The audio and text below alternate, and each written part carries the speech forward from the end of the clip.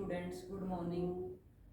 हमने क्लास 12 का first chapter start किया था, इंट्रोडक्शन ऑफ माइक्रो इकोनॉमिक्स।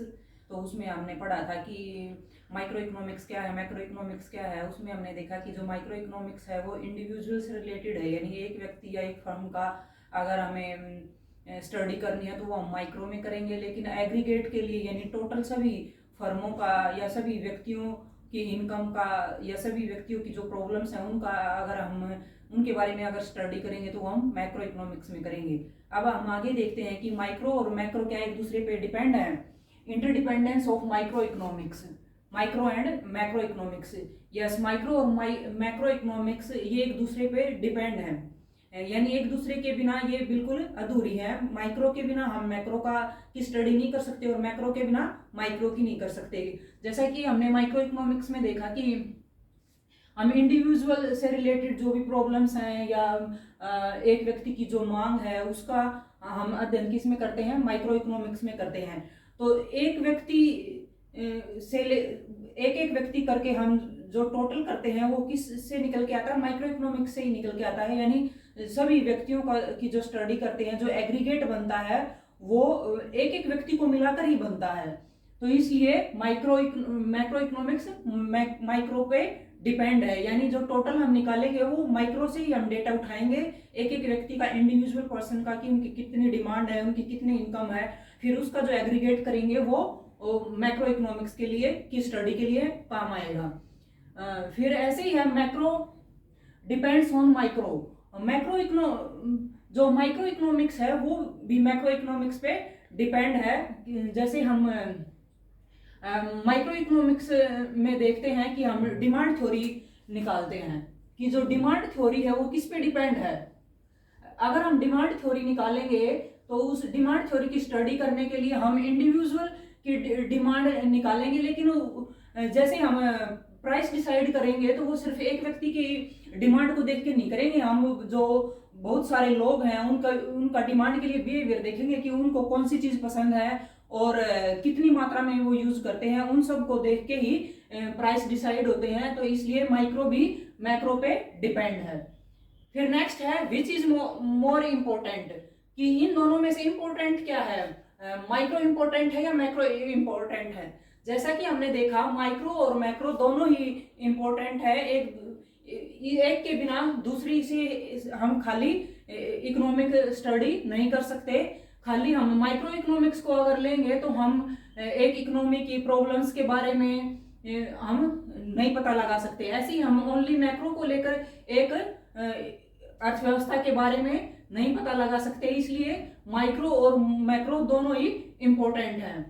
फिर नेक्स्ट है need for separate theory of macro economics.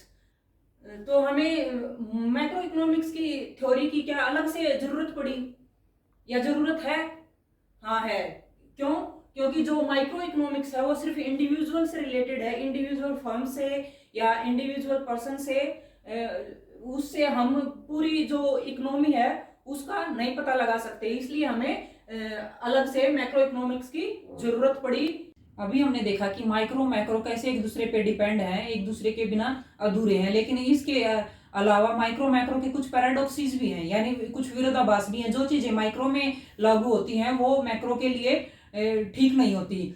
For example, जैसे कि अगर एक आदमी सेविंग करता है, हम अगर माइक्रो इकोनॉमिक्स का एग्जांपल लें, अगर एक आदमी सेविंग करता है तो वो अच्छा है उसके लिए, ताकि वो उस पैसे को फ्यूचर में यूज कर सके, उसका जो मनी डिपॉजिट है वो इंक्रीज होगा।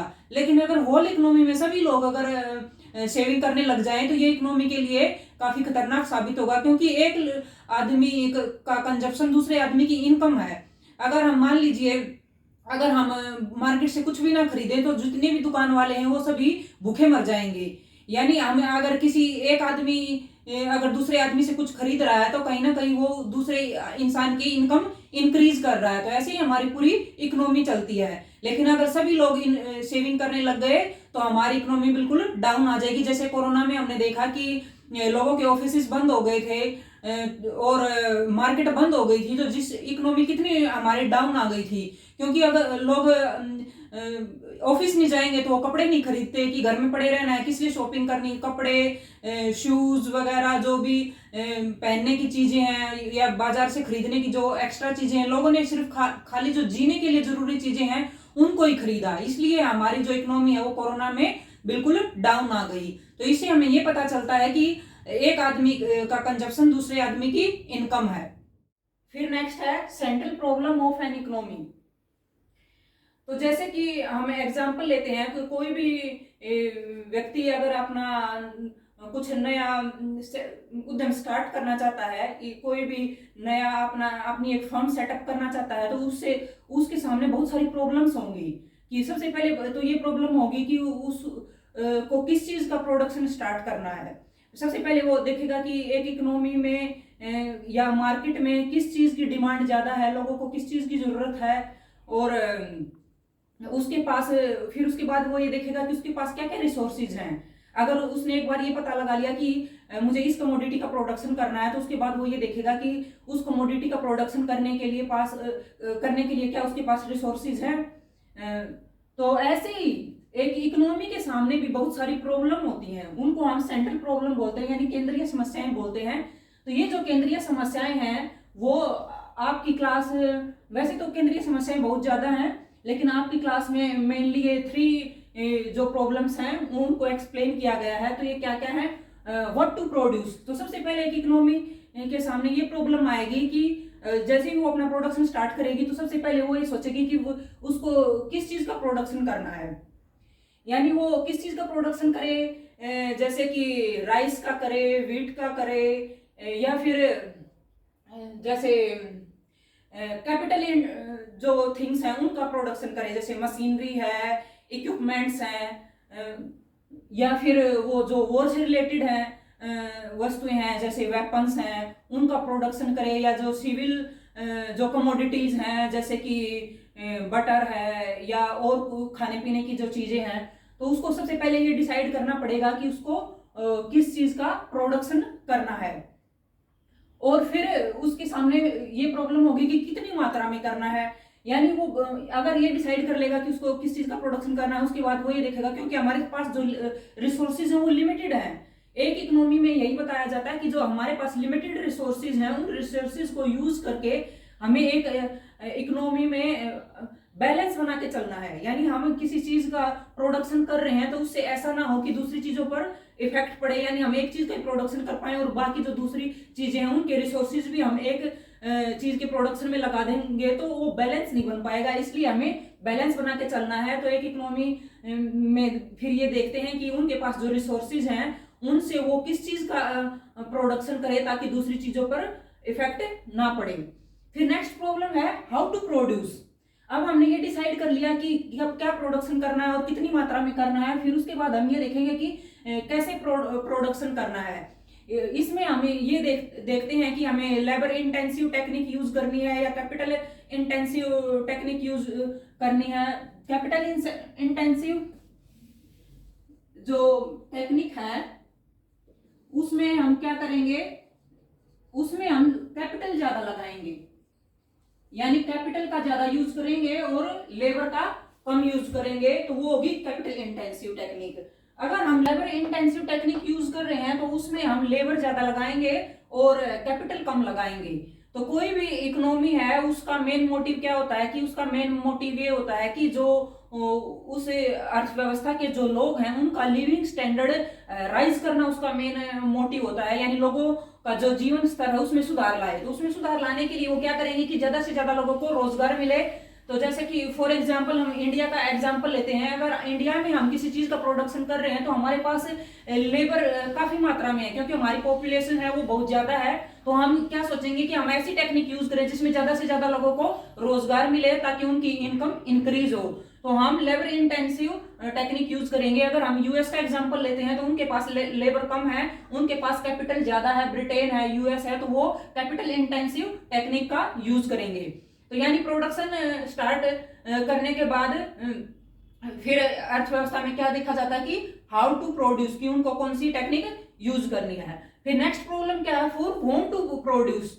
अब हम ने ये डिसाइड कर लिया कि हमें कौन सी टेक्निक से प्रोडक्शन करना है, फिर अर्थव्यवस्था के सामने ये प्रॉब्लम होगी कि किसके लिए प्रोडक्शन किया जाए।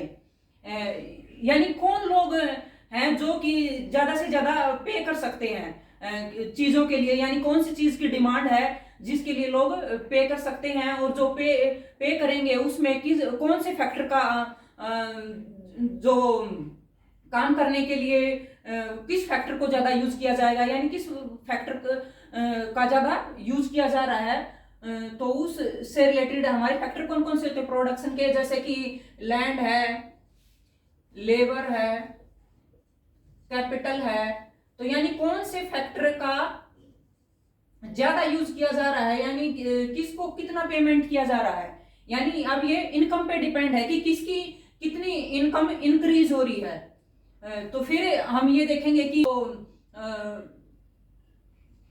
पर्सनल डिस्ट्रीब्यूशन है, यानी कितने लोगों में इनकम का कैसे डिस्ट्रीब्यूशन किया जा रहा है, यानी किस फैक्टर को कितनी इनकम डिस्ट्रीब्यूट की जा रही है।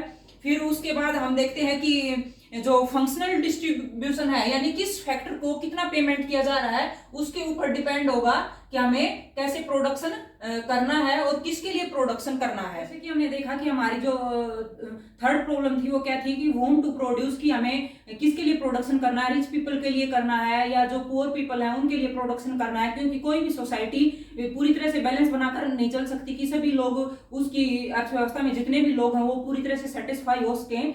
तो इसलिए हमें उनकी इनकम और उनकी जो कैपेसिटी है पेमेंट करने की, उसके ऊपर हमारा प्रोडक्शन डिपेंड करेगा कि हमें कौन ज्यादा से ज्यादा पे कर सकता है, किसके लिए हम प्रोडक्शन करें। उसके बाद है अपॉर्चुनिटी कॉस्ट।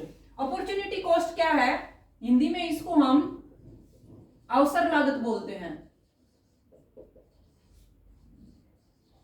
अब मान लीजिए आप मार्केट में गए और आपके पास 10 रुपीज हैं और आप घर से डिसाइड करके गए हैं कि मुझे एक पेन खरीदना है, अपने लिए एक अच्छा सा पेन खरीदना है, और आप मार्केट में गए, वहां जाके देखते हैं आपकी बहुत सारे पेन्स अवेलेबल हैं। तो आप को 2 पेन पसंद आते हैं, पेन ए और पेन बी। तो अब आपको ये देखना है कि ये पेन है, ये 10 रुपीज का है और ये 12 रुपीज का है, लेकिन आपके पास 10 रुपए हैं।